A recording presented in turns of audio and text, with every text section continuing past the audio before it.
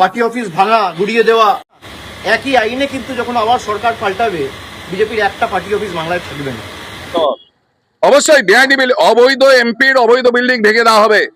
ছাপ্পা ভোটে জেতা অবৈধ সাংসদ, তার অবৈধ বিল্ডিং, যেটা একটা বেকারিকে পুড়িয়ে, রাতারাতি পুড়িয়ে সেই 40-45 জন মুসলিম পরিবারকে আর খুঁজে পাওয়া যায়নি, মুসলিম শ্রমিকদের পরিবারকে খুঁজে পাওয়া যায়নি। আমার মনে হয় যে কোনো একটা গারদে ঢুকতে হবে ওকে, হয় পাগলা গারদে নয় জেলের গারদে।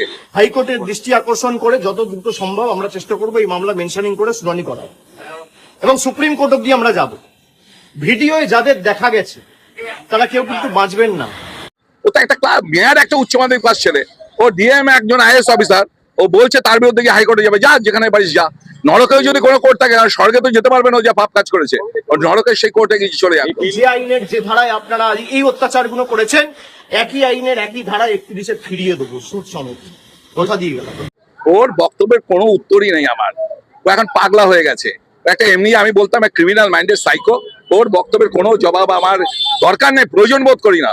ওকে ওর যা ইচ্ছা করতে হয়, ওর দম থাকে তো করুক। जनता के सामने झुकेंगे, दिल्ली के दरिंदों के सामने झुकेंगे नहीं। ওখানে চ্যালেঞ্জ দিয়েছিলাম ডায়মন্ডে ঢুকতে দেবো না তোকে, তো ঢুকুক না। 3000 পুলিশ নিয়ে খুব এখানে কেদানি হতো ক্রিমিনালদের দিয়ে, করুক। তৃণমূল বলে কোনো দল থাকবে না। ও যে বলছে না 2031 সালে কেউ প্রতিশোধ নেবে, আরে ওই কথাটা আমরা বলতাম যে আমরা সায়েন্সের ছেলে, each and every reaction has an equal reaction, এটা নিউটনের থার্ড ল। তো ও তো একটা মেয়ার একটা উচ্চ মাধ্যমিক পাস ছেলে, ও ডিএম একজন আইএস অফিসার, ও বলছে তার বিরুদ্ধে গিয়ে হাইকোর্টে যাবে। যা, যেখানে পারিস যা।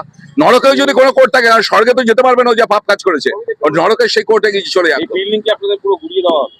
অবশ্যই বিআইডি বিল, অবৈধ এমপির অবৈধ বিল্ডিং ভেঙে দেওয়া হবে।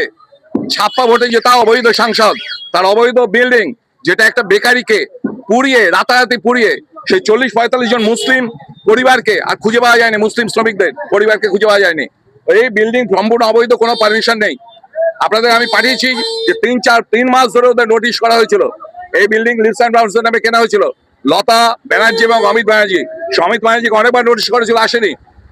জেলা পরিষদ থেকে করেছিল, কারণ G+3 বিল্ডিং বানাতে গেলে জেলা পরিষদের পারমিশন দরকার। ও মনে করেছিল ওর রাজ সারা জীবন থাকবে, সেই জন্য পারমিশন নেওয়ার প্রয়োজন মনে করেনি, এবং বিল্ডিংটা অবৈধ। সেই অ্যাঙ্গেলে ওর বিল্ডিং ভাঙা হচ্ছে। গতকালকে বলেছেন যে আপনার নাম করে বলেছে যে যারা যিনি প্রার্থী হচ্ছে তাদেরকে শান্তি করা হচ্ছে, ভেতরে ঢুকেছে। আমার নাম নেয়নি, ওর নাম নেওয়ার মতো ইচ্ছা, তো যোগ্যতা আছে আমার নাম নেওয়ার মুখে। ও আমার বলেছে দুবারে হেরে যাওয়া সাংসদ। হ্যাঁ, ওর ক্রিমিনাল বাহিনী, পুলিশ বাহিনী, ইলেকশন কমিশন তো পারচেস করেছিল।